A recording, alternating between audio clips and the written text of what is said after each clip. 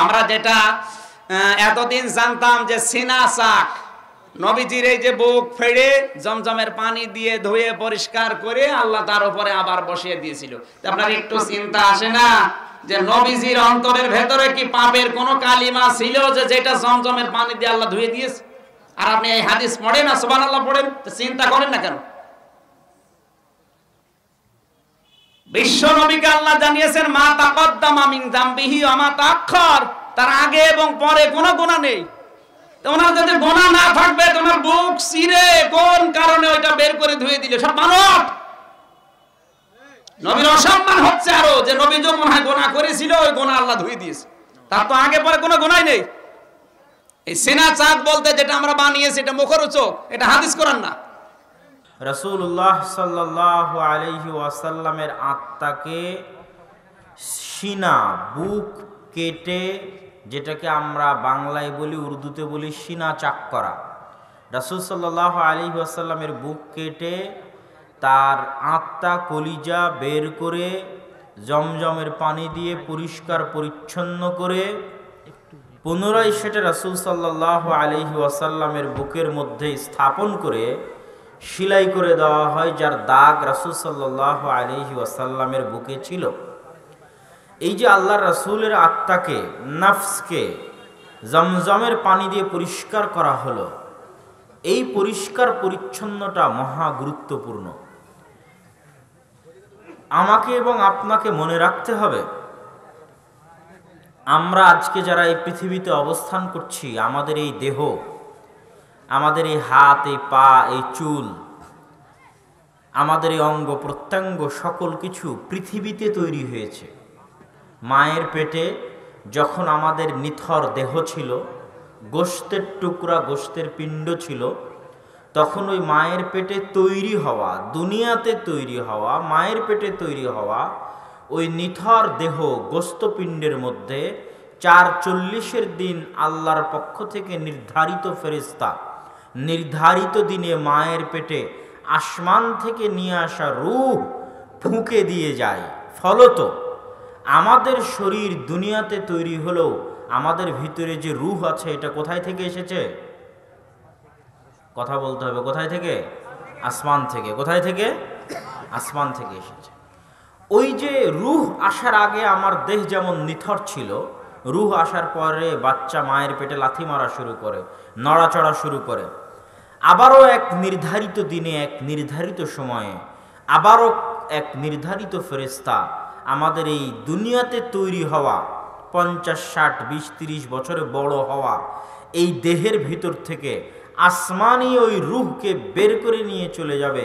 সেই দিন আবার আমাদের এই দেহটা মায়ের পেটে যেমন অথর গোস্তপিণ্ড ছিল, ওরকম গোস্তের টুকরার মতো পৃথিবীতে পড়ে থাকবে। তো এই সংক্ষিপ্ত কথায় যেটা বুঝাতে চাচ্ছি সেটা হচ্ছে, আত্মা যেটা, রূহ যেটা, নফস যেটা, এটা পৃথিবীতে তৈরি হয়নি। পৃথিবীতে তৈরি হয়নি। কোথায় থেকে এসেছে? আসমান থেকে এসেছে। দ্বিতীয় পয়েন্ট, আল্লাহ সুবহানাহু তাআলা এই পৃথিবীকে যেইভাবে ডেভেলপ করেছেন, পৃথিবীর সিস্টেমকে যেইভাবে সাজিয়েছেন, মানুষ যেমন সফটওয়্যার তৈরি করে, গেম তৈরি করে, আল্লাহ সুবহানাহু তাআলা এই পৃথিবীর সিস্টেম যেভাবে সাজিয়েছেন, তাতে আল্লাহ সুবহানাহু তাআলা মানুষের এই অন্তরকে, মানুষের এই নফসকে পথভ্রষ্ট করার জন্য আগে থেকেই শয়তান প্রস্তুত করে রেখেছেন, ইবলিস এবং তার বিশাল বাহিনী। আর এই ইবলিস এবং বিশাল বাহিনীকে আল্লাহ ক্ষমতা দিয়েছেন যে তারা আমাদের এই নফসকে কন্ট্রোল করতে পারবে। আল্লাযী ইউওয়াসওয়িসু ফি সুদুরিন নাস, সবার মুখস্থ আছে সূরা নাসের মধ্যে। ওই শয়তান থেকে পরিত্রাণ চাই, যেই শয়তান মানুষের অন্তরে, মানুষের হৃদয়ে, মানুষের নফসে ওয়াসওয়াসা দিতে পারে। আমি আপনাকে যদি কোনো কথা বলতে চাই, কানে কানে বলতে হবে। আমার এই ক্ষমতা নাই যে ডাইরেক্ট আপনার অন্তরের মধ্যে একটা কথা দিয়ে দিব, এই পাওয়ার আমার নাই, আমার স্ত্রীর নাই, আমার ছেলের নাই, আমার মেয়ের নাই, আমার বাপের নাই, আমার মায়ের নাই। এই ক্ষমতা পৃথিবীর কারো নাই যে আমার অন্তরে আপনি একটা কথা দিবেন অথবা আমি আপনার অন্তরে দিব, পসিবল নয়। হয় আমাকে কলমে লিখে আপনাকে চিঠি লিখতে হবে, না হয় টেক্সট করতে হবে, না হয় মুখে বলতে হবে, যেটা কান দিয়ে ব্রেন দিয়ে ভিতরে প্রবেশ করবে। আর আল্লাহ শয়তানকে এই ক্ষমতা, এই পাওয়ার দিয়েছে যে শয়তান আমাদের নফসকে কন্ট্রোল করতে পারে। তাহলে পৃথিবীর শুরুতেই, মানব সৃষ্টির শুরুতেই যেই নাফস নিয়ে আমরা পৃথিবীতে জীবন যাপন করছি, এই নাফসের উপর কন্ট্রোল করার ক্ষমতা আল্লাহ কাকে দিয়েছে? শয়তানকে দিয়েছে। এর অসংখ্য অগণিত দলিল আছে। কেন আমাদের আত্মাকে পরিশুদ্ধ করতে হবে তার প্রয়োজনীয়তা বলতে গিয়ে আগের ভূমিকা স্বরূপ বলে নিচ্ছে। তো অসংখ্য অগণিত দলিল আছে যে শয়তান আমাদের নাফসকে কন্ট্রোল করতে পারে। দলিল, রাসূলুল্লাহ সাল্লাল্লাহু আলাইহি ওয়াসাল্লাম বলেছেন, মা মিন মাউলুদিন ইল্লা ইয়ামাসসুহু শাইতান, এমন কোন আদম সন্তান পৃথিবীতে জন্ম নেয়নি যে আদম সন্তানের জন্মের পরে শয়তান তার গায়ে হাত লাগায়নি। হাত্তা ইয়াস্তাহিল্লা সারিখা, শয়তান যখন আদম সন্তানের জন্মের পরে তার গায়ে হাত লাগায় তখন ওই ছোট বাচ্চা চিৎকার করে কেঁদে ওঠে। এবং শয়তানের এই হাত লাগানো কৃত্রিম নয়, প্রকৃত, সত্যি, রিয়ালি। শয়তান আদম সন্তান জন্মের পরে তার গায়ে হাত লাগায়, তখন ওই আদম সন্তান চিৎকার করে কেঁদে ওঠে শয়তানের স্পর্শে। রাসূলুল্লাহ সাল্লাল্লাহু আলাইহি ওয়াসাল্লাম বলছেন, ইল্লা মারিয়াম ওয়া ইবনুহু ঈসা, তবে মারিয়াম এবং তার সন্তান ঈসা আলাইহিস সালাতু ওয়াস সালামের জন্মের পরে শয়তান তাদের গায়ে স্পর্শ করেনি। মারিয়াম এবং ঈসা ব্যতীত পৃথিবীর প্রত্যেক মানুষ, সৎ, পরহেজগার, আল্লাহওয়ালা, নবী রাসূল, সকলের জন্মের পরে শয়তান তাদের গায়ে স্পর্শ করেছে। এটা হচ্ছে মানুষের সাথে শয়তানের চিরন্তন সম্পর্কের প্রমাণ আল্লাহ রাসূলের পক্ষ থেকে। 2, রাসূলুল্লাহ সাল্লাল্লাহু আলাইহি ওয়াসাল্লাম বলছেন, এমন কোন আদম সন্তান নেই ইল্লা ওয়ালাহু কারিনান, যেই প্রত্যেক আদম সন্তানের 2 জন করে বন্ধু আছে। কারিনুম মিনাল মালাইকা ওয়া কারিনুম মিনাশ শাইতান, একটা বন্ধু হচ্ছে ফেরেশতা বন্ধু, আর একটা বন্ধু হচ্ছে শয়তান বন্ধু। যত খারাপ কাজের কথা অন্তরে জাগ্রত হয়, প্রত্যেকটা খারাপ কাজ শয়তান আমাদের অন্তরে দেয়।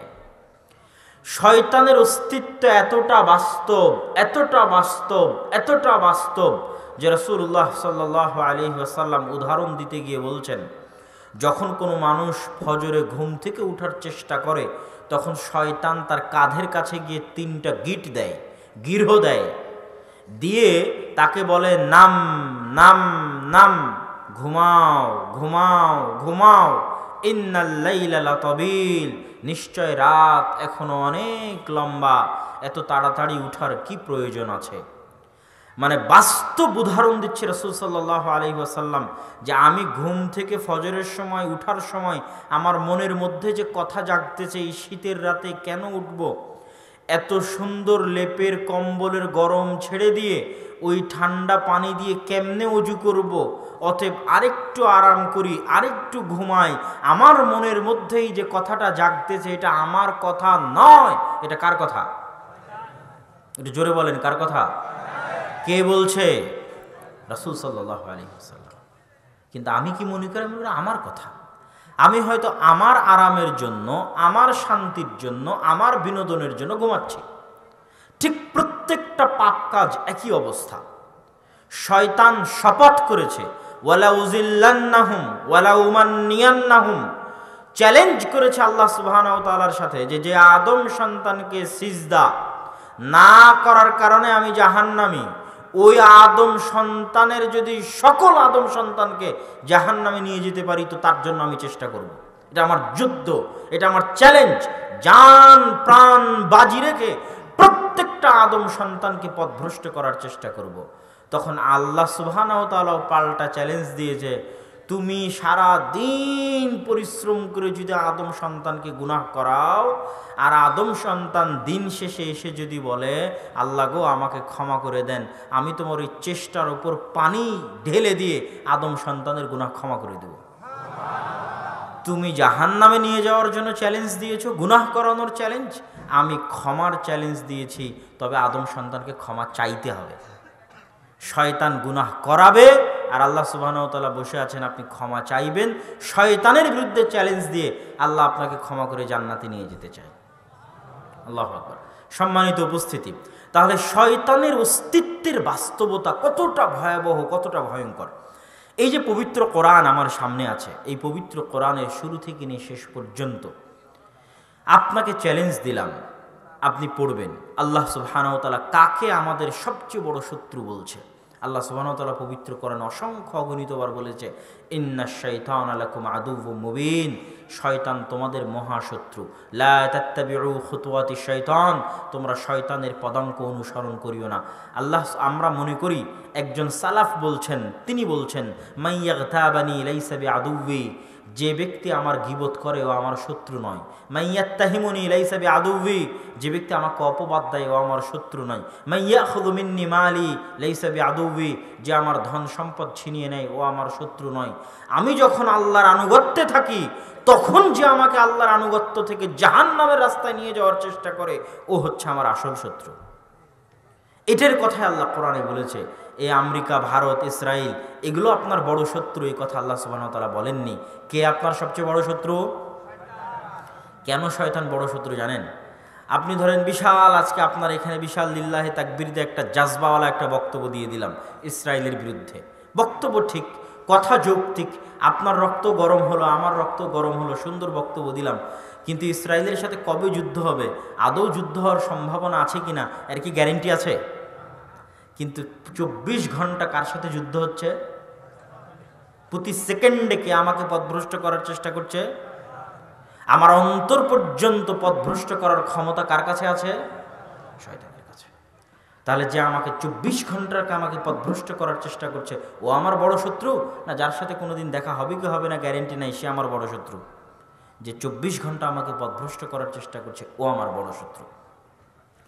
শয়তানের অস্তিত্ব যদি আমরা বুঝে যাই যে শয়তান পৃথিবীতে আছে এবং শয়তান আমার উপর প্রভাব বিস্তার করতে পারে, এবং শয়তান আমাদের আত্মা, আমাদের অন্তর, আমাদের রূহ, আমাদের নাফসকে পথভ্রষ্ট করতে পারে, এবার আপনি বুঝবেন আত্মার পরিশুদ্ধতার প্রয়োজন রয়েছে।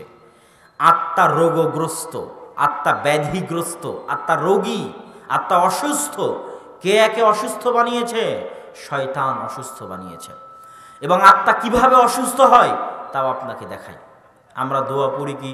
রব্বানা যালামনা আনফুসানা ওয়া ইল্লাম তাগফির লানা ওয়া তারহামনা লানাকুনান্না মিনাল খাসিরিন। হে আল্লাহ, যালামনা আনফুসানা, আমার আত্মার উপর, নাফসের উপর অত্যাচার করেছি।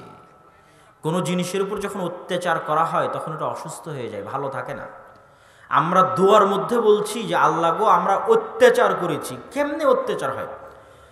দোয়ায়ে মাসুরার মধ্যে বলছেন আল্লাহুম্মা ইন্নী যালামতু নাফসি, আল্লাহ আমি অত্যাচার করেছি। আমরা আমাদের নাফস, আত্মার উপর অত্যাচার করেছি। কেমনে আপনি আপনার আত্মা এবং নাফসের উপর অত্যাচার করলেন? দেখেন রাসূলুল্লাহ সাল্লাল্লাহু আলাইহি ওয়াসাল্লাম এই অত্যাচারের ধরন বর্ণনা করেছেন যে কিভাবে আমরা নাফসের উপর অত্যাচার করি। তিনি বলেন, ইন্নাল আবদা ইযা আখতাআ খাতিআতান, যখন কোনো বান্দা একটা গুনাহ করে, নুকিতাত ফি কলবিহি নুকতাতান সাউদা, তখন তার হৃদয়ের উপর একটা কালো দাগ পড়ে যায়। জালামনা, অত্যাচার হচ্ছে অন্ধকার, জুলম অন্ধকার, জুলমা অন্ধকার, কালো অন্ধকার, অত্যাচার অন্ধকার। যখন মানুষ কোনো গুনাহ করে তখন তার হৃদয়ের উপর একটা কালো দাগ পড়ে যায়। ফাস্তাগফারা ওয়া তাবা, যদি তওবা করে, ইস্তেগফার করে, অন্তর আগের অবস্থায় ফিরে যায়। আর যদি তওবা ইস্তেগফার না করে তাহলে কালো দাগ বাড়তে বাড়তে বাড়তে বাড়তে পবিত্র কোরআনে আল্লাহ সুবহানাহু ওয়া তাআলা বলেছেন, কাল্লা বাল রানা আলা কুলুবিহিম খাতামাল্লাহু আলা কুলুবিহিম, কালো কুচকুচে হয়ে আল্লাহ সুবহানাহু ওয়া তাআলার পক্ষ থেকে মোহর মারা হয়ে যায়। একদম নিষিদ্ধ যে সেখানে কোনো দিনের কথা, হকের কথা প্রবেশ করবে, এরকম কোনো সুযোগ থাকে না, রাস্তা বন্ধ হয়ে যায়। এই কথা রাসূলুল্লাহ সাল্লাল্লাহু আলাইহি ওয়াসাল্লাম বলেছেন। এইভাবে প্রত্যেকটা কালো দাগ এই হৃদয়ের উপর একটা অত্যাচার। সম্মানিত উপস্থিতি, আত্মার বিশুদ্ধতার যে গুরুত্ব আছে, প্রয়োজনীয়তা আছে, এ কথা স্বয়ং রাসূল বলেছেন, এ কথা স্বয়ং আল্লাহ সুবহানাহু ওয়া তাআলা বলেছেন। দলিল আল্লাহ সুবহানাহু ওয়া তাআলা পবিত্র কোরআন মাজিদে বলছেন, ক্বাদ আফলাহা মান তাযাক্কা, ওই ব্যক্তি সফল কাম যে তার আত্মাকে পরিশুদ্ধ করল। ওই ব্যক্তি সফল কাম যে তার আত্মাকে পরিশুদ্ধ করল। ইয়াউমা লা ইয়ানফাউ মালুন ওয়ালা বানুন, যেই দিন মানুষের ধন সম্পদ কোনো কাজে আসবে না, যেই দিন মানুষের সন্তান সন্ততি কোনো কাজে আসবে না, ওই দিন একমাত্র কাজে আসবে ইল্লা মান আতা বিকলবিন সালিম, যে পরিচ্ছন্ন পরিষ্কার আত্মা নিয়ে কিয়ামতের মাঠে উপস্থিত হবে, বিশুদ্ধ আত্মা নিয়ে কিয়ামতের মাঠে উপস্থিত হবে। একমাত্র বিশুদ্ধ পরিচ্ছন্ন আত্মাই কিয়ামতের মাঠে মানুষের কাজ দিতে পারে, মানুষের উপকার করতে পারে। রাসূলুল্লাহ সাল্লাল্লাহু আলাইহি ওয়াসাল্লাম বলছেন, আলা ইন্না ফিল জাসাদি মুদগাতুন, শুনে রাখো হে দুনিয়ার মানুষ, এই পুরো শরীরটা যদি একটা সেনাবাহিনী হয়, এই হাত একটা সেনা সদস্য, এই হাত একটা সেনা সদস্য, চোখ একটা সদস্য, নাক একটা সদস্য, কান একটা সদস্য, এগুলো যদি বিশাল সেনাবাহিনীর এক একটা সদস্য হয়, তাহলে এদের প্রধান সেনাপতি হচ্ছে তোমাদের বুকের ভিতরে থাকা একটা গোস্তপিণ্ড। ফাইন সালুহাত সালুহা সাইরুল জাসাদ, যদি এই গোস্তপিণ্ডটা সৎ হয়ে যায়, পরিষ্কার পরিচ্ছন্ন হয়ে যায়, তাহলে বাকি যে সদস্য আছে এরাও ঠিক হয়ে যাবে। আর এটা যদি কলুষিত হয়, নোংরা হয়, অপরিষ্কার অপরিচ্ছন্ন ময়লা হয়ে যায়, তাহলে বাকি অঙ্গ প্রত্যঙ্গ কোনোদিন ঠিক থাকতে পারবে না। কেননা বাকি অঙ্গ প্রত্যঙ্গ এই হৃদয়ের কথাই চলে, এর আদেশে চলে, এর অনুসরণে চলে। অতএব তোমাদের জন্য জরুরি কর্তব্য হচ্ছে এটাকে পরিচ্ছন্ন করা, এটাকে পরিশুদ্ধ করা, এটাকে প্রশিক্ষিত করা। সম্মানিত উপস্থিতি, আল্লাহ সুবহানাহু ওয়া তাআলা পবিত্র কোরআন মাজিদে মানুষের আত্মার পরিশুদ্ধতার গুরুত্ব বলতে বলতে এই পর্যায়ে বলেছেন যে রাসূলকে পাঠানোই হয়েছে সাহাবীদের আত্মাকে বিশুদ্ধ করার জন্য। আল্লাহ রাসূলের আত্মা তো আল্লাহ জিবরাইল দিয়ে জমজমের পানি দিয়ে পরিষ্কার করে দিলেন, সাহাবীদের আত্মাকে কে বিশুদ্ধ করবে? রাসূল সাল্লাল্লাহু আলাইহি ওয়াসাল্লাম বিশুদ্ধ করবেন। যেমন আল্লাহ সুবহানাহু ওয়া তাআলা পবিত্র কোরআন মাজিদে বলছেন, হুয়াল্লাযী বাআসা ফিল উম্মিয়িনা রাসূলা, সেই সত্তা যিনি তোমাদের মধ্যে রাসূলকে প্রেরণ করেছেন। কেন জানো? ইয়াতলু আলাইহিম আয়াতিহি, আল্লাহর কিতাব কোরআন থেকে তোমাদের মাঝে আয়াত পড়ে শোনাবে, ওয়ায়ুযাক্কিহিম, এবং তোমাদের আত্মাকে পরিচ্ছন্ন করবে, বিশুদ্ধ করবে, পরিষ্কার করবে। এই জন্য তোমাদের মধ্যে পাঠানো হয়েছে। সকল কিছুর মূল হচ্ছে আমাদের আত্মা, আমাদের হৃদয়, আমাদের রূহ। সম্মানিত উপস্থিতি, যেহেতু সকল কিছুর মূল আমাদের আত্মা, আমাদের হৃদয়, আমাদের রূহ এবং আমাদের যাবতীয় দুনিয়াবি এবং পরকালীন সফলতার মূল ভিত্তি আমাদের রূহ, আমাদের নফস, এবং যেহেতু শয়তান আমাদের শত্রু এবং শয়তানের কন্ট্রোল ক্ষমতা আছে আমাদের রূহের উপর, নফসের উপর, এবং 24 ঘন্টা শয়তান আমাদেরকে পথভ্রষ্ট করতেছে, সেহেতু আমাদের কি প্রয়োজন নেই যে আমরা শয়তানের বিরুদ্ধে যুদ্ধ করার জন্য আমাদের এই রূহ, আমাদের এই নফস, আমাদের এই আত্মাকে পরিশুদ্ধ করব? প্রয়োজন আছে না নাই? আমাদের আত্মাকে প্রশিক্ষিত করব, প্রয়োজন আছে না নাই? আছে। তাহলে কিভাবে আমরা আমাদের আত্মাকে পরিষ্কার করব, পরিচ্ছন্ন করব, প্রসিদ্ধ করব, প্রশিক্ষিত করব? এ বিষয়ে দেখি রাসূলুল্লাহ সাল্লাল্লাহু আলাইহি ওয়াসাল্লাম কি বলেন এবং আল্লাহ সুবহানাহু ওয়া তাআলা কি বলেন। সম্মানিত উপস্থিতি, আত্মাকে পরিশুদ্ধ করার ক্ষেত্রে 1 নাম্বার জরুরি কর্তব্য, রূহ নফসকে পরিশুদ্ধ করার ক্ষেত্রে 1 নাম্বার জরুরি কর্তব্য তাওহীদ। এই আত্মার সবচেয়ে বড় সমস্যা হচ্ছে এই আত্মা দাসত্ব পছন্দ করে, ভীত সন্ত্রস্ত হয়ে যায়। কেননা আল্লাহ সুবহানাহু ওয়া তাআলা আমাদের ভীত করেই সৃষ্টি করেছেন। ইন্নাল ইনসানা খুলিকা হালুআ, মানুষ হচ্ছে ভীত জীব, সন্ত্রস্ত জীব। যেহেতু আমরা ভীত সন্ত্রস্ত, এই জন্য আমরা দাসত্ব গ্রহণ করি খুব দ্রুত, এবং পৃথিবীর প্রতিটা মানুষই, প্রতিটা আত্মাই দাস, গোলাম। কিভাবে? যেমন আপনাকে যদি বলি যে এই চাকরিটা হারাম চাকরি, ছাড়তে হবে, আপনি বলবেন যে হারাম চাকরি ছাড়ে যদি বেতন বন্ধ হয়ে যায়, ইনকাম বন্ধ হয়ে যায়, আমার ছেলে মেয়েকে আমি খাওয়াবো কি? তাহলে আপনি দাস, গোলাম, সৎ সাহস নেই, আপনার হৃদয় বিক্রি হয়ে গেছে কিসের কাছে? টাকার। কিসের কাছে? টাকার কাছে। বলেন মুখে দাড়ি রাখলে চাকরি বাদ হয়ে যাবে, তাহলে রিজিকের ভয়ে আপনি দাড়ি কেটে ফেলেছেন। তাহলে এই যে ভীত সন্ত্রস্ততা, এই যে দাসত্ব, এই দাসত্বটা হচ্ছে টাকার কাছে দাসত্ব, হীনম্মন্যতা। এরকম প্রত্যেকটা লেভেলে আমাদের অন্তরে দাসত্ব আছে। যেমন আমি ক্ষমতা ছাড়তে পারছি না, কেন? আমি হচ্ছে ক্ষমতার দাস, গোলাম। আবু বকর রাদিয়াল্লাহু তাআলা আনহু এরকম শত দাসত্বের উপরে ছিলেন। তিনি 100 বার ক্ষমতা ছাড়তে রাজি, 100 বার ক্ষমতা গ্রহণ করতে রাজি, যদি রাসূলুল্লাহ সাল্লাল্লাহু আলাইহি ওয়াসাল্লাম এবং পবিত্র কোরআনের কোনো আদেশে হেরফের হয়, ওই ক্ষমতায় উনি থাকতে ইচ্ছুক নন, কেননা উনি গোলাম বা দাস নন। ওইভাবে তার আত্মাকে উনি পরিশুদ্ধ করেছে।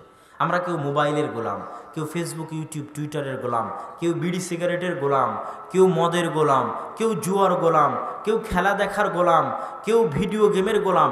যেইটা ছাড়া মনে হয় যে আমি বাঁচতে পারি না, অথচ এটা ক্ষতিকর, তারপরেও আমি করছি, তো নিশ্চিত জেনে রাখবেন আমি ওইটার গোলাম। তাহলে আমাদের এই অন্তরের মধ্যে দাসত্ব আছে। সবচেয়ে বড় দোষ, সবচেয়ে বড় ত্রুটি যেটা শয়তান আমাদের অন্তরে বিস্তার করে রেখেছে, সেটা হচ্ছে শয়তান কোনো না কোনোভাবে চায় যে আমরা তার গোলাম হই, আমরা তার দাস হই, তার দাসত্ব গ্রহণ করি। ইবাদুশ শয়তান, সব শয়তানের দাসত্ব গ্রহণ করে শয়তান চায়। তাহলে প্রথম মুক্তি আপনার এই আত্মাকে দিতে হবে, দাসত্ব থেকে মুক্তি দিতে হবে। এই রূহকে পৃথিবীর সকল দাসত্ব থেকে আজাদ করতে হবে, অনেক উপরে উঠাতে হবে। যত উপরে উঠলে টাকাকে আর টাকা মনে হয় না, যত উপরে উঠলে ক্ষমতাকে আর ক্ষমতা মনে হয় না, যত উপরে উঠলে পৃথিবীর কোনো বাধাকে আর বাধা মনে হয় না, যত উপরে উঠলে পৃথিবীর কোনো শক্তিকে আর শক্তি মনে হয় না, যত উপরে উঠলে পৃথিবীর কোনো কিছুকেই আল্লাহ সুবহানাহু ওয়া তাআলার জাত এবং সিফাতের সামনে তুচ্ছ থেকে তুচ্ছ তুল্য মনে হয়, এবং নিজেকে পৃথিবীর তখন মানুষ সকল কিছুর উপরে নিয়ে যেতে পারে, পৃথিবীর সকল ক্ষমতার উপরে, সকল সৃষ্টিজীবের উপরে, সকল বস্তুর উপরে, সকল কিছুর উপরে উঠে যায়। কেননা তখন ও তার আত্মাকে দাসত্ব থেকে আজাদি দেয়, দাসত্ব থেকে মুক্তি দেয়। সেটা হচ্ছে তাওহীদ, কালিমাতু লা ইলাহা ইল্লাল্লাহ। তবে অনুধাবন করে বুঝে, সবাই তো কালেমা পড়েছে, তারপর গোলাম। কেন? কালেমার অর্থ তারা জানে না, আল্লাহকে তারা চিনে না, আল্লাহ কে সম্পর্কে তাদের জ্ঞান নেই। এই জন্য আমার ওই বক্তব্য শুনতে হবে, আল্লাহ কে, আল্লাহ কাকে বলে, আল্লাহর পরিচয়, তাওহীদ কি, বিস্তারিত আলোচনা করা আছে বক্তব্যের মধ্যে।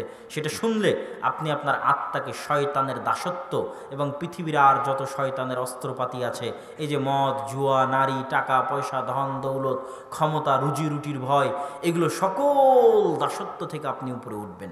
রুজির ভয় দেখানো শয়তানের কাজ। আল্লাহ কোরআনে বলেছে যে শয়তান তোমাদেরকে কিসের ভয় দেখাবে? রুজির ভয় দেখাবে। কেন? আমরা দুর্বল। তাহলে প্রথম আমার আত্মাকে মুক্তি দিতে হবে শয়তানের দাসত্ব থেকে, টাকা পয়সার দাসত্ব থেকে, নারীর দাসত্ব থেকে, ক্ষমতার দাসত্ব থেকে, মোবাইলের দাসত্ব থেকে, ভিডিও গেমের দাসত্ব থেকে, ফেসবুক ইউটিউবের দাসত্ব থেকে, জুয়ার দাসত্ব থেকে, যাতে আমি নিজের ইচ্ছা মতো, নিজের সিদ্ধান্ত মতো কিছু করতে পারি। আমার নিজের সিদ্ধান্ত আমার কন্ট্রোলে থাকে না, তাহলেই তো আমি দাস। 1 ঘন্টা পার হওয়ার পর মাথায় বাড়ি দিচ্ছি, কখন এটা ভিডিও গেম খেলা শুরু করেছিলাম, সারাদিন পার হয়ে গেল, তাহলে তো আমি কন্ট্রোলের বাইরে চলে গেছি, মানে আমি দাস হয়ে গেছি, গোলাম হয়ে গেছি। সম্মানিত উপস্থিতি, এবার দ্বিতীয় পয়েন্ট, যেটা আমাদের আত্মাকে পরিশুদ্ধ করবে, প্রশিক্ষিত করবে, শয়তানের বিরুদ্ধে লড়াই করতে সহযোগিতা করবে, সেটা হচ্ছে সালাত।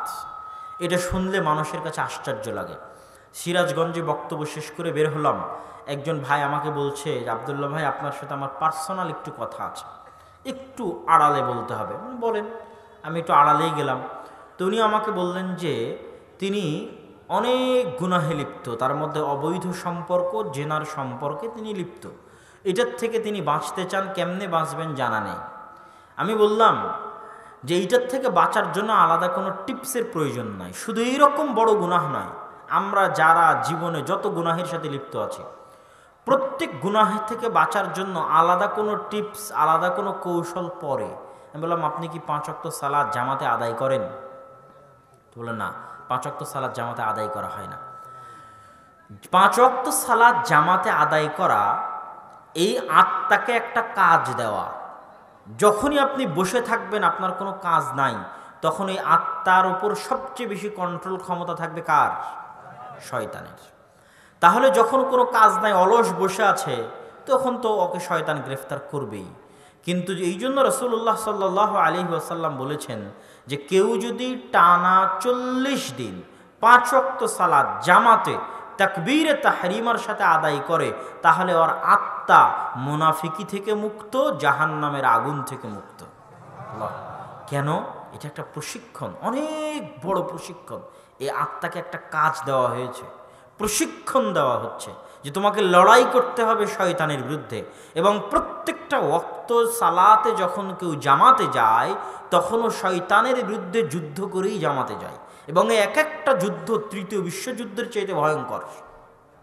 এক একটা যুদ্ধ যখন আজান হবে, আজান থেকে নিয়ে জামাত পর্যন্ত 15-20 মিনিট সময়ে প্রত্যেকটা ওয়াক্তে এত অসংখ্য কাজ শয়তান আপনার ব্রেনে, আপনার মনে, আপনার মাথার ওপর, আপনার স্ত্রী এসে একটা বলছে, ছেলে এসে একটা বলছে, আপনার মনের মধ্যে আর একটা চলছে, আর 2 মিনিট যাই না, এটা আগে করি না, আচ্ছা কালকে থেকে শুরু করব, এই ওয়াক্ত না হয় মিস দেই। অসংখ্য বাধা শয়তান আপনার মনের সামনে দাঁড় করাবে যাতে আপনার আত্মাকে দিয়ে আপনি কোনো কাজ না করাতে পারেন। অলস বসে থাক। অলস বসে থাকলে ওই আত্মাকে কাজে লাগানো শয়তানের জন্য সহজ হয়। তাহলে এটা তৃতীয় বিশ্বযুদ্ধের চেয়ে ভয়ঙ্কর। এবার যখন একটা আত্মা টানা 40 দিন 5 ওয়াক্ত সালাত জামাতে তাকবীরে তাহরিমার সাথে আদায় করবে, মাঝখানে গ্যাপ নাই, গ্যাপ দিলে আবার শুরু করবে, এটা আমার এবং আপনার জন্য চ্যালেঞ্জ। জীবনে তো অনেক কিছু করেছেন, এটা চ্যালেঞ্জ গ্রহণ করেন। মাত্র 40 ডেজ, মাত্র 40 দিন 5 ওয়াক্ত সালাত তাকবীরে তাহরিমার সাথে আদায় করতে হবে। যুবকেরা কত হাম্বি তাম্বি করে, আমি এটা করব, ওইটা করব, অনেক কিছু হয়ে গেছে, এই সেই, আমার 1 লক্ষ ভিউ, 5 লক্ষ ভিউ, উমুক তুমুক, অনেক কিছু। তোমার যদি হিম্মত থাকে করো দেখি। 40 দিন সালাত, মাত্র 40 দিন 5 ওয়াক্ত সালাত জামাতে আদায় করতে হবে তাকবীরে তাহরিমার সাথে। যদি কেউ করে তাহলে টানা 40 দিন 5 ওয়াক্ত সালাত সমান 200 ওয়াক্ত সালাত। 200 ওয়াক্ত সালাত যখন কেউ টানা মসজিদে জামাতে তাকবীরে তাহরিমার সাথে আদায় করবে, তাহলে আপনি বুঝবেন ও 200টা তৃতীয় বিশ্বযুদ্ধে শয়তানকে পরাজিত করেছে। আল্লাহু আকবার। তাহলে এই আত্মা এবার প্রশিক্ষণ পাচ্ছে শয়তানের বিরুদ্ধে লড়াই করার। যখন 200টা যুদ্ধে টানা পরাজিত করবে শয়তানকে, টানা, কোনো বিরতি ছাড়া, বিরতিহীনভাবে, পরাজয়ের পর পরাজয়, পরাজয়ের পর পরাজয়, পরাজয়ের পর পরাজয়, টানা বিরতিহীনভাবে 200টা যুদ্ধে শয়তানকে পরাজিত করেছে, তখন এই আত্মা এতটা প্রশিক্ষিত হয়ে যাবে যে এখন শয়তান ওকে যেটা বলবে ওটাই ও আর শুনবে না। ওর নিজে নিজে ডিসিশন নেওয়ার বা আমার এবং আপনার নিজেদের আত্মার উপর কন্ট্রোল ক্ষমতা থাকবে যে না এটা করা যাবে না, এটা করব। এখন তো কোনো কন্ট্রোল ক্ষমতা নাই, শয়তান যা বলছে তাই করছে। যখন যেটা শয়তান করতে বলছে সেটাই করছে। উই হ্যাভ নো কন্ট্রোল পাওয়ার। আমাদের কোনো কন্ট্রোল ক্ষমতা নাই আমাদের নিজের নফসের উপর, নিজেদের আত্মার উপর। যখন খাবার দেখছি পেট ভরে খেয়ে নিতে হবে, বাস, কোনো কন্ট্রোল নাই। যখন দেখছি মোবাইলে একটা অশ্লীল ছবি আসতেছে ওটা দেখে শেষ করে দিতে হবে, কোনো কন্ট্রোল নাই। যখন দেখতেছি এখানে হারাম টাকা পাওয়া যাচ্ছে ইনকাম করে নিতে হবে, কোনো কন্ট্রোল নাই। যখন দেখতেছি এখানে বিড়ি সিগারেট আছে খাইয়ে ফেলে দিতে হবে, কোনো কন্ট্রোল নাই। যখন দেখতেছি এখানে একটা মেয়ের মোবাইল নাম্বার পাওয়া যাচ্ছে ফোন দিয়ে গল্প করতে হবে, কোনো কন্ট্রোল নাই। তাহলে প্রত্যেকটা পদক্ষেপে শয়তান আমাকে যে অর্ডার দিচ্ছে আমি বিনা দ্বিধায় বিনা চিন্তায় শয়তানের রাস্তায় চলতেই আছি। আর শয়তান ততক্ষণ পর্যন্ত আরামে চালাতেই পারবে যতক্ষণ আপনি আত্মাকে কোনো কাজ না দিবেন। তাহলে আপনি যে গুনাহের সাথেই থাকেন, পৃথিবীর যত বড় গুনাহের সাথে থাকেন, আপনার সবচেয়ে বড় পথ হচ্ছে ওই গুনাহ থেকে বাঁচার। সেটা হচ্ছে গুনাহগুলো হচ্ছে কেন? আপনার আত্মার উপর কোনো কন্ট্রোল ক্ষমতা নেই। এই জন্য কন্ট্রোল ক্ষমতা নাই কেন? আত্মা কোনোদিন শয়তানের বিরুদ্ধে একটা যুদ্ধ জয়লাভ করেনি, তো কি কন্ট্রোল ক্ষমতা থাকবে? তাহলে আত্মাকে জয়লাভ করাতে হবে কি? গুনাহ থেকে বিরত থাকার মাধ্যমে না, ওইটা পরে, আগে কাজ কর, তারপরে। গুনাহ থেকে বিরত থাকা অনেক পরে, আগে তুই কর কাজ। কোনো কাজই তো নাই, কি করবে? তো একটাই কাজ আল্লাহ সুবহানাহু ওয়া তাআলা এই জন্য দিয়েছে, সেটা হচ্ছে 5 ওয়াক্ত সালাত। এইটা একটা কাজ, এইটা যদি করার মধ্যে কেউ থাকে তাহলে আত্মাকেও আদেশ মানাতে পারতেছে, ইউ হ্যাভ ডু, এই আত্মা এটা করতে হবে, কিন্তু এখন ফজরের নামাজ পড়তে হবে, এখন জোহরের নামাজ পড়তে হবে। এই যে অর্ডার, ও আপনার অর্ডার মানতেছে, আস্তে আস্তে ওকে আপনি কাজ করাচ্ছেন। এইভাবে যখন সালাতের প্রথম ধাপ কমপ্লিট করবেন 40 দিনের, তখন আপনি আসলে শয়তানের যে কন্ট্রোল ক্ষমতা আপনার আত্মার উপর আছে এটা অনেকটা কমে যাবে এবং আপনার নিজের কন্ট্রোল ক্ষমতা আপনার আত্মার উপর বাড়বে। আল্লাহ সুবহানাহু ওয়া তাআলা আমাদের তৌফিক দান করুক, আল্লাহুম্মা আমিন। সম্মানিত উপস্থিতি, এবার তৃতীয় পদ্ধতি, আত্মাকে প্রশিক্ষিত করার, প্রশিক্ষণ দেওয়ার, পরিশুদ্ধ করার তৃতীয় কাজ বলার আগে মাঝখানে আরেকটা কথা বলিনি যে ইসলামে যত হুকুম আহকাম আছে সব হুকুম আহকাম দিন শেষে আত্মাকে পরিশুদ্ধ রাখার জন্যই।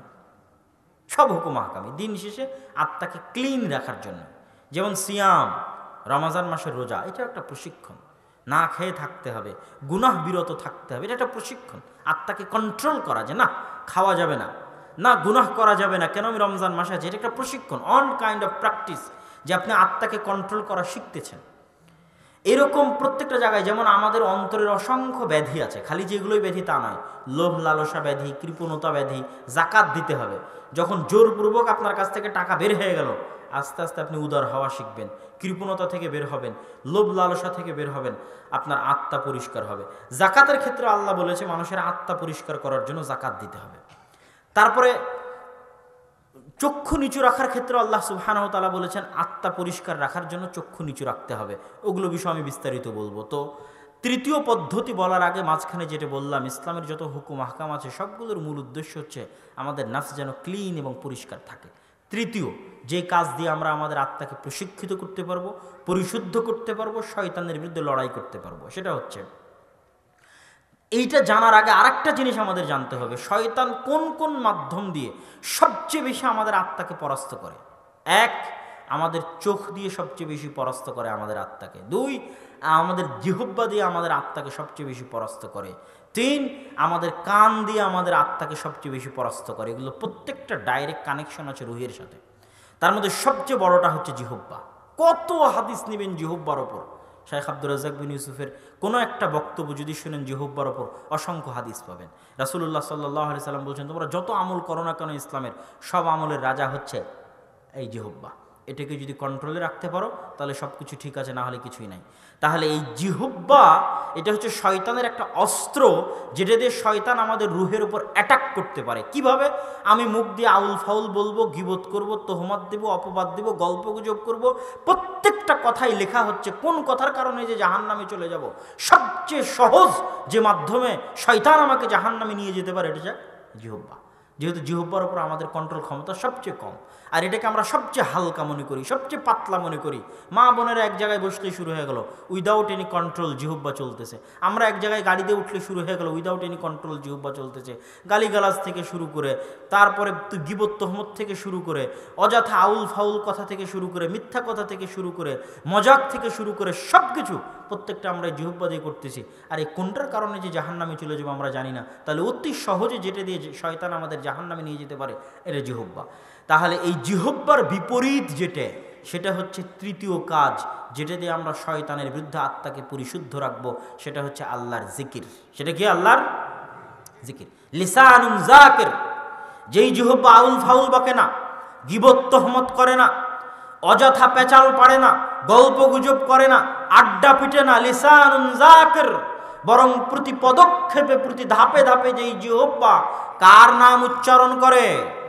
আল্লাহর নাম উচ্চারণ করে। তাহলে প্রতি ধাপে ধাপে আল্লাহর নাম উচ্চারণ করার বিরুদ্ধে শয়তানের কি সম্পর্ক? আশ্চর্য হবেন। রাসূলুল্লাহ সাল্লাল্লাহু আলাইহি ওয়াসাল্লাম যত দোয়া দিয়েছেন, প্রত্যেকটা দোয়াকে উনি শয়তানের সাথে কানেক্টেড করেছেন, প্রত্যেকটা দোয়া। আমি আপনাকে একটা একটা করে উদাহরণ দিই। রাসূলুল্লাহ সাল্লাল্লাহু আলাইহি সাল্লাম বলছেন, ইযা দাখালা আহাদুকুম ফি বাইতি, যখন তোমাদের কেউ বাড়িতে প্রবেশ করে তখন যেন বলে আসসালামু আলাইকুম। আসসালাম আল্লাহর নাম। যদি আসসালামু আলাইকুম বলে, বাড়ি থেকে শয়তান পালাবে। যদি আসসালামু আলাইকুম না বলে, শয়তান বলবে বাড়ি তোমাদের থাকার জায়গা, খাওয়ার জায়গা। তাহলে সালাম দেওয়ার সাথে কাকে সম্পৃক্ত করলেন আল্লাহ রাসূল? কাকে সম্পৃক্ত করলেন? শয়তান। এটা একটা ধাপ, বাড়িতে প্রবেশ করা আমার জীবনের একটা ধাপ। ওটার মধ্যে আল্লাহর জিকির সংযুক্ত করা হয়েছে। আসসালামু আলাইকুম বলার সাথে শয়তানের সম্পর্ক, কেননা শয়তান আমাদের রূহ, নফস, আমাদের আত্মা কন্ট্রোল করতে পারে। ইযা আকালা আহাদুকুম লা ইয়াযকুর ইসমাল্লাহ, যখন তোমাদের কেউ খায় যদি বিসমিল্লাহ বলে, শয়তান খাবে না। যদি বিসমিল্লাহ না বলে, ওর সাথে শয়তান খাবে। তাহলে খাওয়া এটা আমাদের জীবনের একটা কাজ, একটা ধাপ। ওই ধাপে আল্লাহর নাম উচ্চারণ করতে বলা হচ্ছে লিসানুন যাকির। ওই জিহ্বা যে আল্লাহর নাম স্মরণ করে ধাপে ধাপে। আল্লাহর নাম স্মরণ করাকে কার সাথে সম্পৃক্ত করা হলো? শয়তানের সাথে।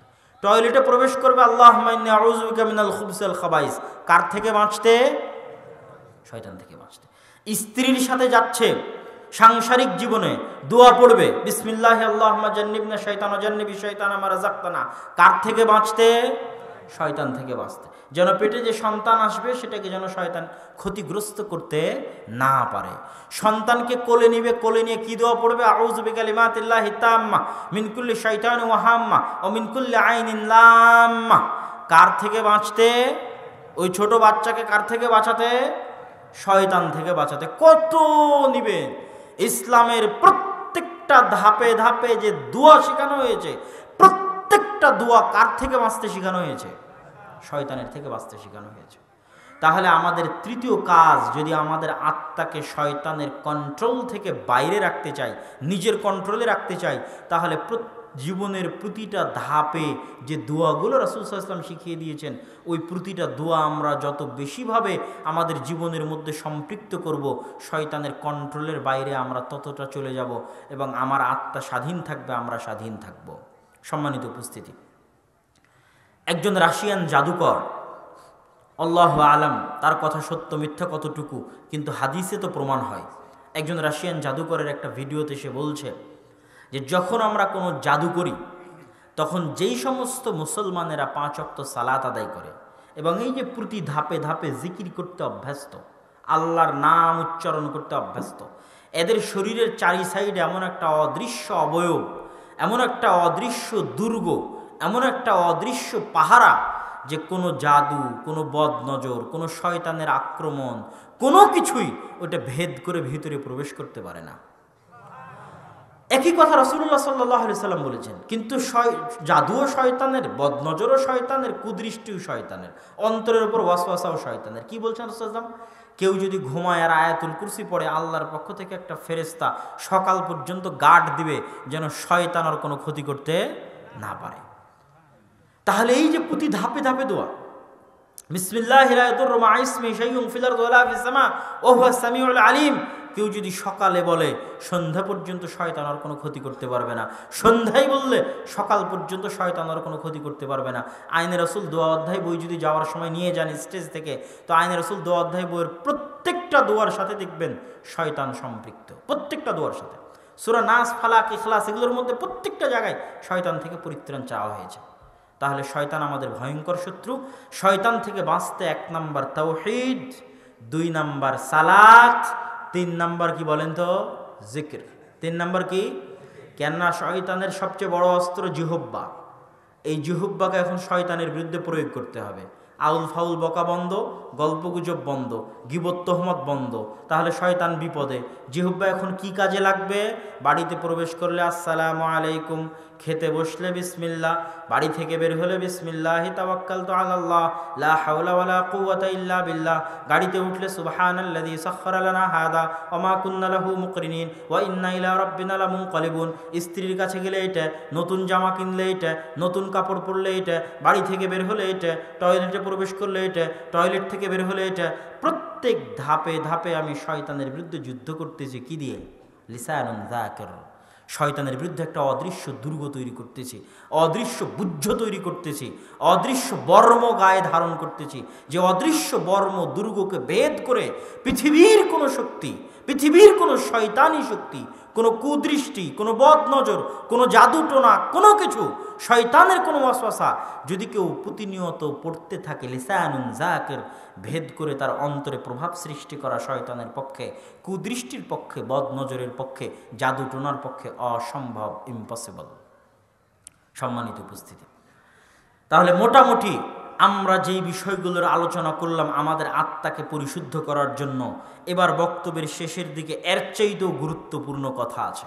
সেটা হচ্ছে আমাদের আত্মার আর এক ধরনের যে রোগগুলো আছে, যেই রোগগুলোর কথা জাকাতের আলোচনার মধ্যে সংক্ষিপ্ত করে বললাম, ওই রোগগুলো থেকে পরিষ্কার রাখাও আত্মাকে পরিষ্কার রাখা। সেটা কি? আপনার যদি রাগ হয় প্রচুর, তাহলে রাগ আত্মার রোগ, আপনি অসুস্থ। যে প্রচণ্ড রাগী, ও যখন রাগান্ত অবস্থায় আছে ও অসুস্থ। আপনার যদি অন্তরে হিংসা থাকে, তাহলে হিংসা আপনার অন্তরের অসুস্থতা। আপনি হিংসুটে মানে আপনি একজন মানসিক রোগী। আপনার অন্তরে যদি ঈর্ষা বিদ্বেষ থাকে, তাহলে আপনি একজন মানসিক রোগী, আপনার অন্তর অসুস্থ হয়ে গেছে। আপনার অন্তরে যদি অহংকার থাকে, আপনি একজন মেন্টাল পেশেন্ট, মানসিক রোগী।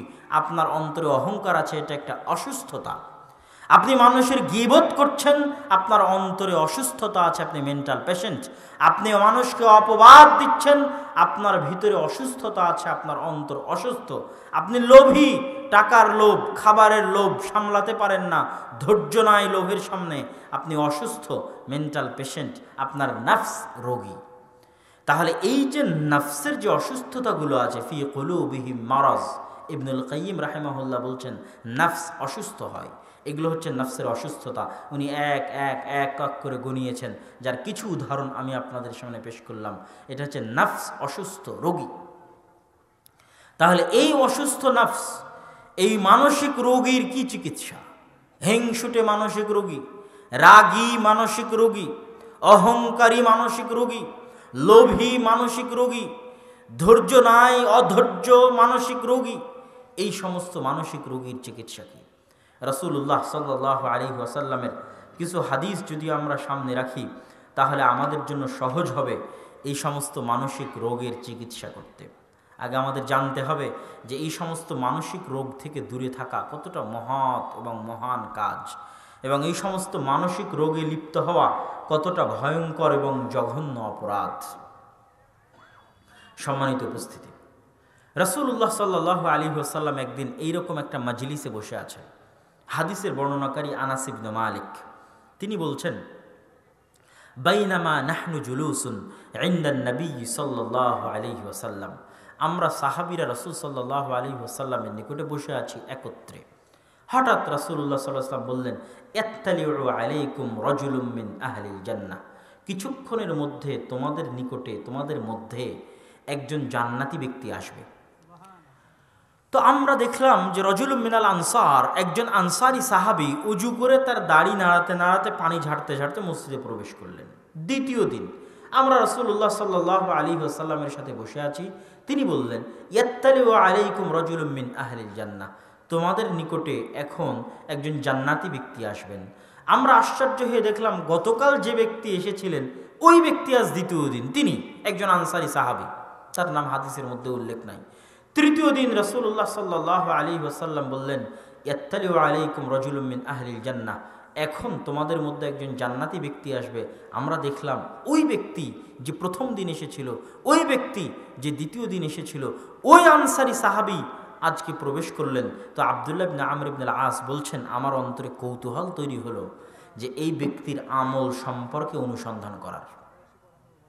প্রত্যেক মা এবং বোন, যতদূর পর্যন্ত মাইকের আওয়াজ যাচ্ছে, যতদূর পর্যন্ত মানুষ যারা দোকানপাটে বাজার করতেছে তাদের কানে আওয়াজ যাচ্ছে, তাদেরকে এই হাদিসটা, অন্য সকল আলোচনার সকল কথা ভুলে গেলেও এই হাদিসটা একটু 2 মিনিট 5 মিনিট মনোযোগ দিয়ে শ্রবণের আহ্বান জানাচ্ছি।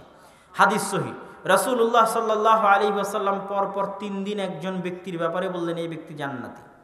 আব্দুল্লাহ ইবনে আমর ইবনে আল-আস বলছেন, আমার আগ্রহ হলো, আমি জানতে চাই এই ব্যক্তি কি আমল করে। আমি তার কাছে গিয়ে বাহানা করলাম, বাহানা করে তার কাছে 3 দিন থাকতে চাইলাম, 3 দিন 3 রাত তিনি আমাকে থাকার অনুমতি দিলেন।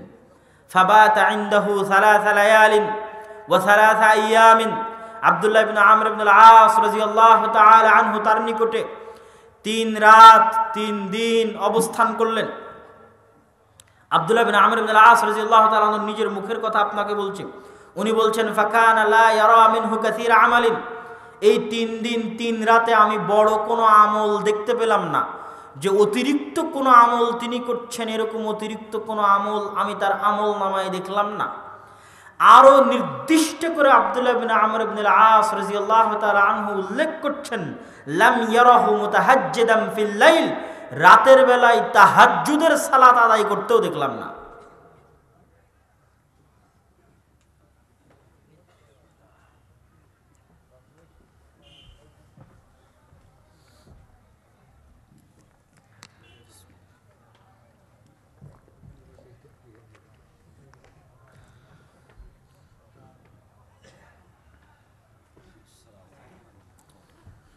সম্মানিত উপস্থিতি, আব্দুল্লাহ ইবনে আমর ইবনে আল-আস এই ব্যক্তির নিকটে 3 রাত 3 দিন অবস্থান করলেন। যেই ব্যক্তি সম্পর্কে রাসূলুল্লাহ সাল্লাল্লাহু আলাইহি ওয়াসাল্লাম পরপর 3 দিন ঘোষণা দিয়েছেন দুনিয়াতে জীবিত থাকা অবস্থায় যেই ব্যক্তি জান্নাতি, 3 দিন 3 রাত তার বাড়িতে অবস্থান করার পর আব্দুল্লাহ ইবনে আমর ইবনে আল-আস বলছেন, আমি তাকে বেশি কোনো আমল করতে দেখিনি, নির্দিষ্ট করে বলছেন তাহাজ্জুদের সালাত আদায় করতেও দেখিনি। আমি তো আশ্চর্য হয়ে গেলাম, যে ব্যক্তিকে আল্লাহ রাসূল জান্নাতের ঘোষণা দিচ্ছেন, জান্নাতের সার্টিফিকেট দিচ্ছেন, ও তাহাজ্জুদের সালাতও আদায় করে না। এবং দিনের বেলা বেশি কোনো আমল, অত্যধিক কোনো আমল আমার নজরে আসলো না, আমার চোখে পড়লো না, না দিনের বেলা না রাতের বেলা। আমি 3 দিনের দিন যখন ফিরে চলে যাচ্ছি, তখন তাকে জিজ্ঞেস করলাম, ঘটনা এই রাসূলুল্লাহ সাল্লাল্লাহু আলাইহি ওয়াসাল্লাম এই বলেছেন, এই অবস্থা, এই জন্য এসেছিলাম, আপনি কি বলতে পারবেন আপনি কি আমল করেন? তখন ওই ব্যক্তি বললেন যে তার কোনো এমন আমল তার জানা নেই।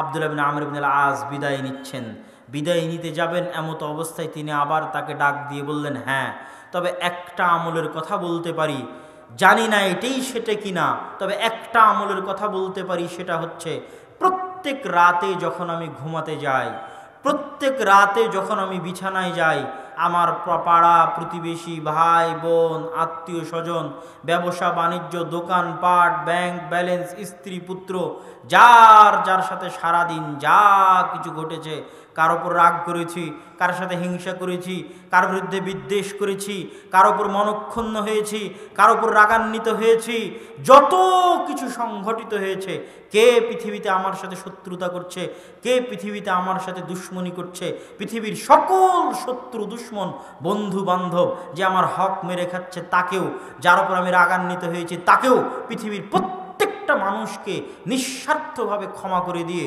পরিষ্কার পরিচ্ছন্ন হৃদয় নিয়ে আমি ঘুমাতে যাই। আব্দুল্লাহ বিন আমর ইবনে আল-আস বলছেন, এটাই সেটা যে পরিষ্কার পরিচ্ছন্ন হৃদয়ের কারণে দুনিয়াতে থাকতেই রাসূল সাল্লাল্লাহু আলাইহি ওয়াসাল্লাম আপনার জান্নাতের ঘোষণা দিয়েছে। এটার কথাই আল্লাহ সুবহানাহু ওয়া তাআলা পবিত্র কোরআন মাজিদে বলেছেন, লা ইয়ানফাউ মালু ওয়ালা বানুন ইল্লা মান আতা বিকলবিন সালিম। ধন সম্পদ কাজে দিবে না, সন্তান সন্ততি কাজে দিবে না, কলবে সালিম, পরিচ্ছন্ন হৃদয়, পরিষ্কার আত্মা। প্রত্যেক মা বোন, প্রত্যেক ভাই বোন যারা মানসিক রোগী, হিংসুটে, বিদ্বেষী, রাগান্বিত, পরশ্রী কাতর, লোভী, প্রত্যেকের উচিত রাতে ঘুমাতে যাওয়ার সময় পৃথিবীর সকল মানুষকে নিঃস্বার্থভাবে নিশ্চিন্ত হৃদয়ে ক্ষমা করে দেওয়া। জেনে রাখেন, পরিষ্কার পরিচ্ছন্ন হৃদয় ছাড়া মানুষ জান্নাতে যাবে না। যদি জান্নাতের হকদার হয়েও যায়, আল্লাহ তাকে জোর করে পরিষ্কার পরিচ্ছন্ন করবে। রাসূলুল্লাহ সাল্লাল্লাহু আলাইহি ওয়াসাল্লাম বলছেন, ইখলাসুল মুমিনুনা ইয়াউমাল কিয়ামাহ, কিয়ামতের দিন মুমিনদেরকে যখন পুলসিরাত থেকে নাজাত দিয়ে দেওয়া হবে, নিজ নিজ আমলের জোরে পুলসিরাত পার হয়ে যাবে, সবাই জানেন। পুলসিরাত পার হয়ে যাওয়ার পর মুমিনদেরকে বাধা দেওয়া হবে, ইউহবাসুন, কোথায় বাধা দেওয়া হবে? ইনদাল কান্তারা, আর একটা ব্রিজ, আর একটা নদী তাদেরকে অতিক্রম করতে হবে, ওখানে তাদেরকে বাধা দেওয়া হবে। কেন? ইউকাসসু বাইনাহুম মাযালিম আল্লাতী কানাত ফিদ দুনিয়া। ওই কান্তারার মধ্যে এই সমস্ত জান্নাতি মুমিনদের হৃদয়ে যে বিদ্বেষ ছিল হালকা পাতলা, কারো বিরুদ্ধে যদি হিংসা থেকে থাকে, কারো বিরুদ্ধে যদি রাগ থেকে থাকে, ক্ষোভ থেকে থাকে, এই সামান্য হিংসা নিয়ে তাকে জান্নাতে যেতে দেওয়া হবে না, এই সামান্য বিদ্বেষ নিয়ে তাকে জান্নাতে যেতে দেওয়া হবে না। জান্নাত রোগী, মানসিক রোগীদের জন্য নয়, জান্নাত পরিষ্কার পরিচ্ছন্ন হৃদয়ের অধিকারীদের জন্য। এই জন্য আল্লাহ ওখানে একটা নদী বানিয়েছেন, ওই নদীতে গোসল করে প্রত্যেক মুমিনের হৃদয়কে বাধ্যতামূলক পরিষ্কার পরিচ্ছন্ন করা হবে। এবং জান্নাতে কোনো মুমিনের প্রতি কোনো মুমিনের কোনো হিংসা, কোনো মুমিনের প্রতি কোনো মুমিনের কোনো রাগ, কোনো মুমিনের প্রতি কোনো মুমিনের কোনো বিদ্বেষ কিছুই থাকবে না। সকল হিংসা বিদ্বেষ মুক্ত অবস্থায়, পরিষ্কার পরিচ্ছন্ন অবস্থায় জান্নাতে প্রবেশ করতে হবে। তাহলে তার ফজিলত কত বেশি যে দুনিয়াতে থাকতে পরিচ্ছন্ন হৃদয় নিয়ে বিদায় নিবে। আল্লাহু আকবার। জান্নাতে পরিচ্ছন্ন হৃদয়ের অধিকারী মানুষ ছাড়া প্রবেশ করতে পারবে না। সম্মানিত উপস্থিতি, আমি আমার বক্তব্যের শেষের দিকে চলে এসেছি। আবারও আপনাদের সামনে বক্তব্যের সারমর্ম পেশ করি। তাজকিয়াতুন নাফস, আত্মা পৃথিবীতে তৈরি হয়নি, আসমান থেকে এসেছে। আত্মার উপর কন্ট্রোল ক্ষমতা আছে শয়তানের, দলিল দিয়েছে অসংখ্য। শয়তান 24 ঘন্টা পথভ্রষ্ট করছে আত্মাকে, অতএব আত্মাকে রক্ষা করতে হবে। কেমনে রক্ষা করব? প্রথমে তাওহীদ দিয়ে আত্মাকে মুক্তি দিতে হবে দাসত্ব থেকে। দ্বিতীয়ত সালাত দিয়ে আত্মাকে প্রশিক্ষিত করতে হবে। টানা 40 দিন 5 ওয়াক্ত সালাত জামাত, এটা সবচেয়ে বড় কোর্স আত্মাকে প্রশিক্ষিত করার শয়তানের বিরুদ্ধে যুদ্ধের। তৃতীয়ত জিকির। শয়তানের 3টা রাস্তা বলেছিলাম, চক্ষু, কান এবং জিহুব্বা। জিহুব্বা সবচেয়ে বড় রাস্তা, এই জন্য শয়তানের বিরুদ্ধে সবচেয়ে বড় যুদ্ধটা হবে জিহুব্বা দিয়ে। শয়তান চাইবে আমি আউল ফাউল বকি, গীবত তোহমত করি, অপছন্দনীয় কথা বলি, রাজনীতির কথা বলি, এই সেই করি। এগুলো বন্ধ করে দিয়ে শয়তান অকেজো অচল, এবার জিহুব্বা দিয়ে শুধু আল্লাহর জিকির হবে, লিসানুন জাকের। তাহলে শয়তানের আপনাকে জাহান্নামে নিয়ে যাওয়ার অনেক বড় রাস্তা বন্ধ হয়ে গেছে। এইরকম আমাদের চক্ষুকে পরিষ্কার করা, কানকে পরিষ্কার করা, এগুলো প্রত্যেকটা রাস্তা ডাইরেক্টলি কানেক্টেড উইথ নাফস, সরাসরি আমাদের নাফসের সাথে কানেক্টেড।